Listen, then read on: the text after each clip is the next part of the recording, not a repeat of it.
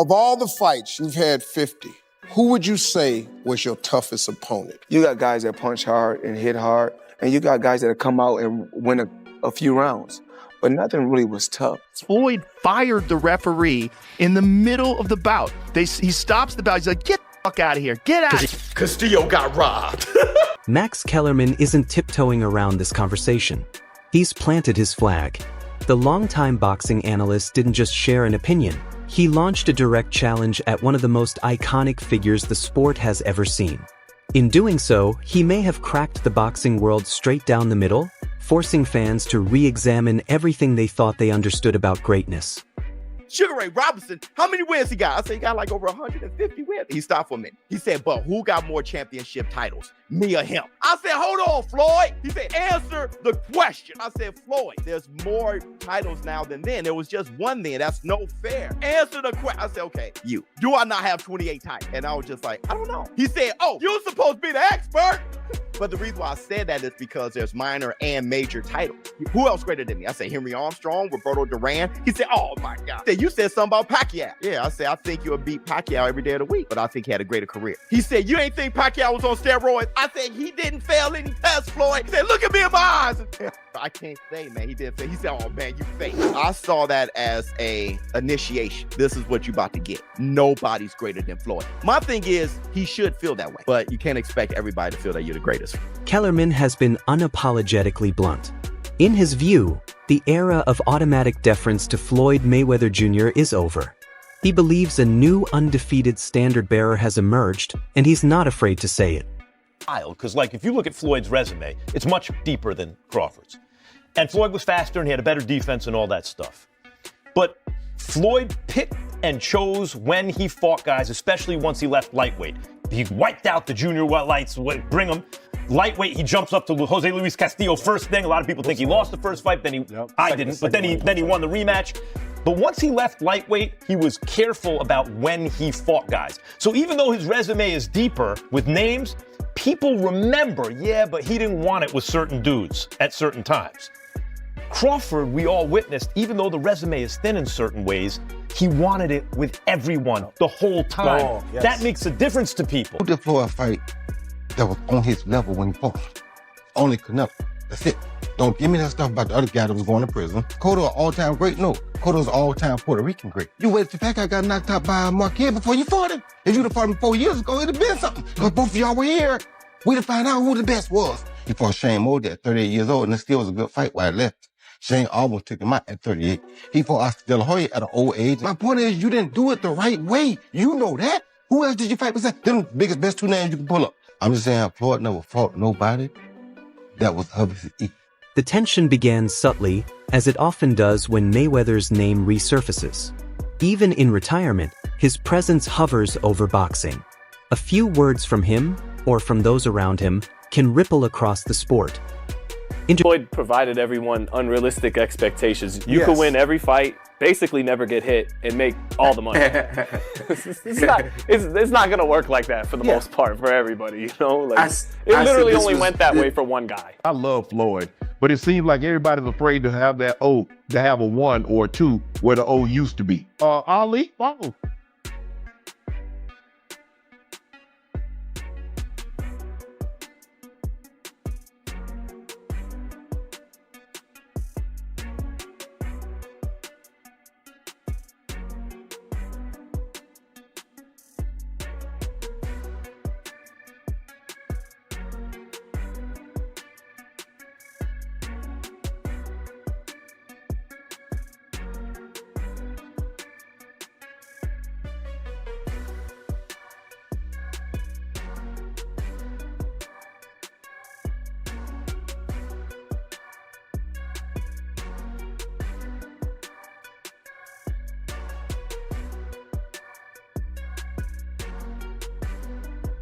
As debates intensified over today's pound-for-pound leader, Terence Crawford, murmurs from Mayweather's circle began to surface. Nothing official, no signed contracts, just pointed remarks that seemed designed to remind everyone who once ruled the throne. But this time, the response was anything but quiet. Kellerman, who has dissected every chapter of Mayweather's career, fired back, and he did it with unexpected force. Floyd was fighting everyone right up until the point where he started to make money. But as much credit as you get for making, the primacy of business, for making business your priority, well, that comes with trade-offs, because when you make business decisions constantly, sometimes your athletic achievements won't be regarded in the same way as if you made athletic achievements your priority. That said, Mayweather has accomplished a tremendous amount athletically. But the three fighters he didn't fight, Antonio Margarito, Manny Pacquiao, when he was obliterating De La Hoya, Hatton, and Cotto, and Shane Mosley when he still had something left. And while he will wind up fighting Pacquiao and Mosley, it'll both be, at the right time for Floyd. That said, what about at the right, the right time? Floyd, he's also ancient.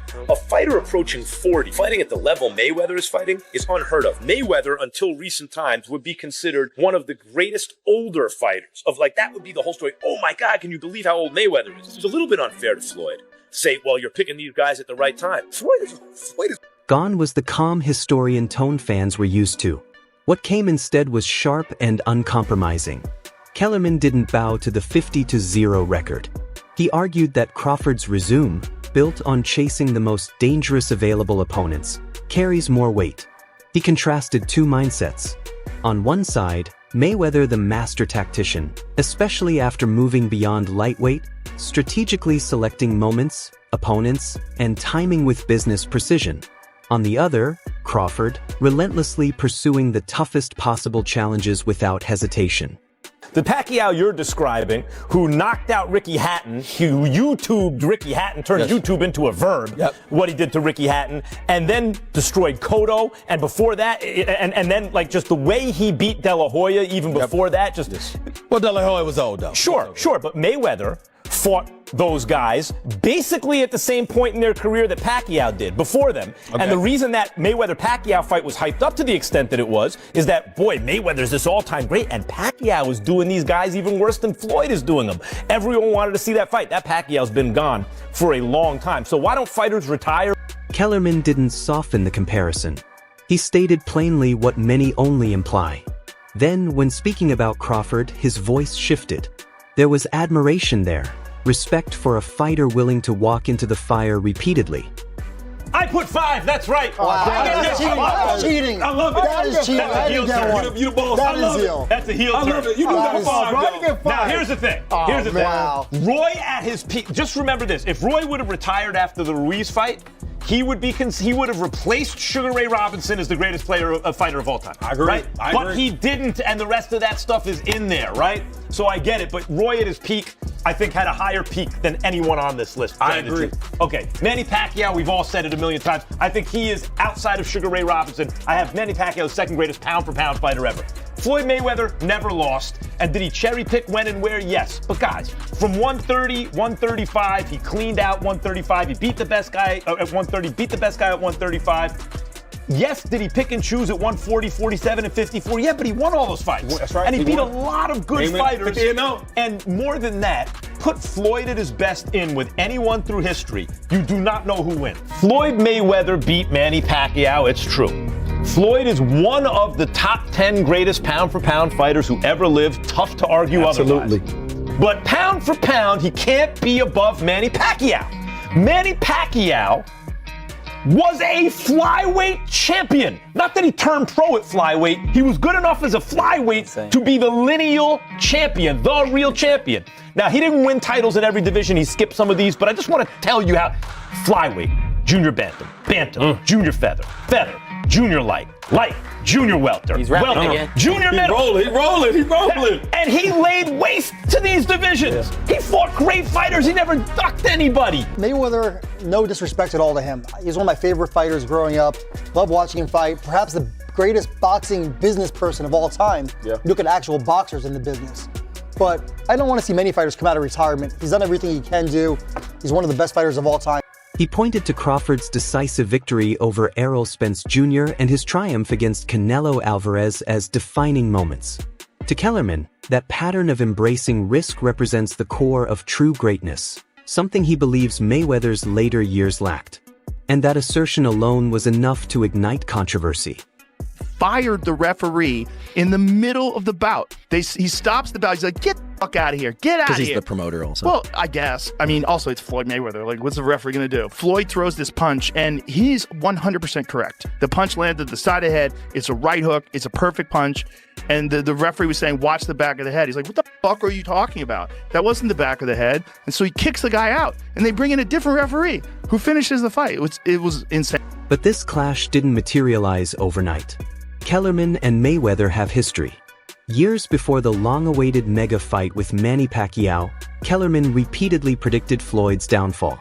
He warned that time, punishment, and aging legs would erode that defensive brilliance. He forecasted a dramatic unraveling. Who would your top 5 be? Sugar Ray Robinson. Number 1? Yeah, and then pound for pound. See, Pacquiao he started as a flyweight champ. Not just he started his career there. He was the champion at flyweight and then moved up. There are so many divisions between flyweight and junior middleweight where he also won a belt.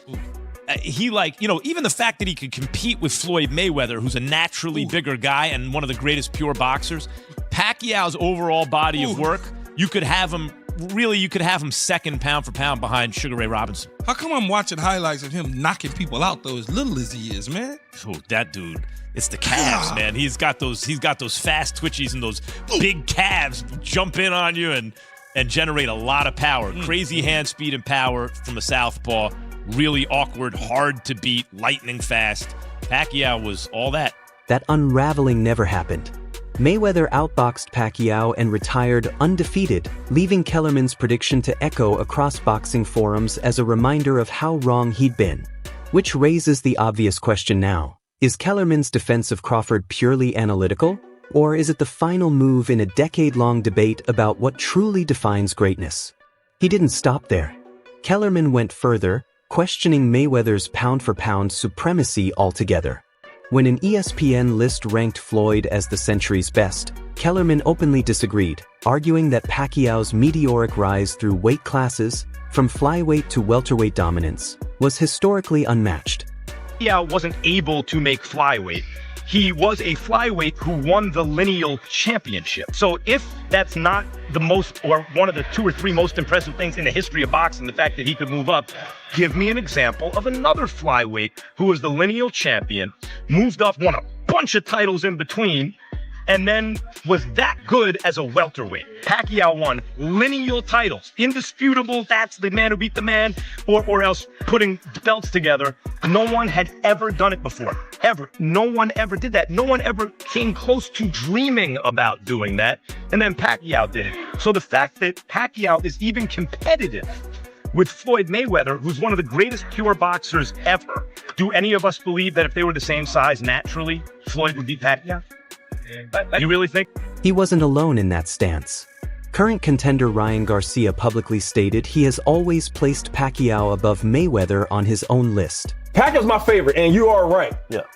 But he did beat Pacquiao, and nobody has changed the game like Floyd Mayweather. He mastered the art of knowing when to fight somebody and when not to fight somebody. I mean, he's the best in that game. He's the best in, making money and making all the, the huge fights happen. But why? Because he was timing every single one of them. He never fought nobody really in their prime. He always... After junior lightweight. Junior lightweight, he did. Yeah, he changed the game in the worst way possible. You're right. Everybody's trying to protect their own. I had to break that, right, with Tank. Like, that's one of my idols. Like, I really look up to Pacquiao. Like, people don't know, but, like, he's one of the people I look at. I'm like, man, like, this guy is everything I would want to be, as a career, as a fighter, because he did everything, like, with such grace, and he did, hit up spectacular fights. He helped out his community.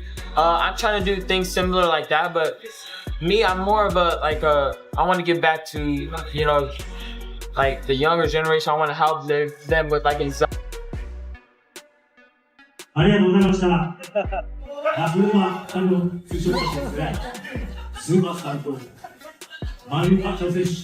Support from an active fighter added fresh fuel to the debate. It signaled that the divide isn't confined to fans, it runs through the sport itself. The broader implication? An undefeated record might reflect strategic matchmaking just as much as athletic supremacy.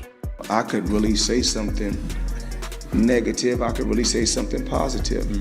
But when it's all said and done, and we all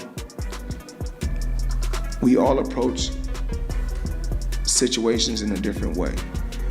rather Tank was to win or he was to be on the other side and take a loss, I would have stood right there behind him, 100%. And it's no different from you guys seeing a lot of times Tank vent out on social media, but I'm right there. He's young. So if I'm with you through the good, the bad, and the ugly. And I've always spoke about loyalty. Nobody would do business with you if you act like this. But it happens a lot in boxing, though, right? Oh, yeah, because it used to be it's common in strategic. boxing, yeah. Floyd was telling him all these things. Floyd's giving this counsel to Yes. Devontae. Who do you think is telling him to do the rehydration clauses and not, putting all these stipulations on me? You can't do this, you can't do that. The ring needs to be this size. It's Davis Garcia. It's not. But all these things were all by Floyd. Hey, this kid is different. You're gonna say he is different, and you're gonna say, I have no worries on whoever he fights. You're gonna say that. Just spend a week with me. That's all I say. Let's go hang out. Let's do what we do. You're gonna see something. Yeah. And I'm not here to prove myself to nobody. At the end of the day, no, bro. Even though people hate Floyd Mayweather, I love Floyd Mayweather. This guy is almost 50 years old, and he's still taking pictures with all his watches. When I go on a trip for 10 days, I take 30 watches with me. If I go on a trip for 20 days, I take 10 more watches. If it's a 30-day trip, then I bring out the watch that costs $18 million. And he pulls out this $1 million. Online, the reaction was instant and intense. Boxing communities and forums erupted. Some applauded Kellerman for challenging conventional wisdom. Others accused him of tearing down decades of respect. One widely shared discussion thread claimed he had undone years of credibility in a single weekend. The polarization was unmistakable. How much money could you reasonably walk out of this fight with? $350 million. $350 million. Yes. Wow. it's like, don't do that. You ain't Mayweather. Derek told me never to do that. And I was like, he'll never admit that, but he did say that. Now, where did that come from then? I was just doing it. I was just like, all right, let me see if this works. It kind of did. He really couldn't hit me for 2 or 3 rounds. Then he started figuring it out. And I'm like, forget this. I'm going to go back to being me. Yet supporters dug up old footage showing Kellerman had long championed Crawford, even dating back to early career victories. To them, this wasn't opportunistic. It was consistent conviction finally validated by recent accomplishments. Some great fights never take place, or they take place too late, like Floyd Mayweather and Manny Pacquiao. They fought too late. I mean, if that fight could have been arranged by Riyadh Season, they probably would have caught them both in their prime, and it would have been chaos. Yeah, Manny was dying before that ever Yeah, started. and he also had a blown shoulder going into the fight. Yeah. He needed shoulder surgery before the fight even started. What's undeniable is this: Kellerman didn't merely offer commentary. He reignited a debate that had been simmering beneath the surface for years. Of all the fights, you've had 50. Who would you say was your toughest opponent? You got guys that punch hard and hit hard, and you got guys that come out and win a few rounds, but nothing really was tough. I've been in a boxing gym, and guys have given me great sparring and great work. They said ass whooping will humble you. I go home and say, you got to tighten up, champ. Yeah. You got to get it together, champ. And then sometimes I go home and say, is this for me? I make mistakes, but I strive every day to be a perfectionist. And we all know God only made one thing perfect, and that's my boxing record. And as critics dissect Mayweather's legacy under this renewed scrutiny, one bout inevitably resurfaces. April 20th, 2002. Opponent, Jose Luis Castillo. Over 12 punishing rounds, many observers believed Castillo had done enough, applying pressure, landing heavier shots, and pushing Floyd to uncomfortable places. Even unofficial scorer Harold Lederman had it for Castillo. Yet the official verdict went to Mayweather in a contentious unanimous decision. That fight like it was yesterday. I do, being a big Floyd Mayweather fan. Floyd didn't really perform well. Castillo was just making it very tough on him. And I remember after the fight, the CompuBox numbers, and I remember the stats, and Castillo landing more power shots. And I was like, uh-oh, because being a fan of Floyd, I was like, man, Castillo, he landed the more effective punches. Then they had total punches, and Castillo landed more there. Floyd Mayweather had one arm against Castillo, and he lost. He clearly lost that fight. why the judges call it how they called it, that's just boxing. But he lost that fight, okay? And he should. That's what happens. He was injured. Castillo, one heck of a fighter, pressured him and beat him. He should have gotten the nod. So I'm thinking, this is how I feel overall. Floyd Mayweather, he's undefeated officially. We will have to forever say that. He's 50-0. We can't lie. We can't change what it is officially. We can't call him 49-1, 48-2. The guy is 50-0. But Castillo got robbed. Though Floyd won the rematch decisively, that first encounter still lingers in discussions about his perfect record. For critics like Kellerman, it represents the one lingering question mark beside 50-0. That's it for today's video. If you enjoyed the breakdown, make sure to like, subscribe, and tap the notification bell so you never miss an update. Drop your thoughts in the comments below. We want to hear where you stand. We'll see you in the next one.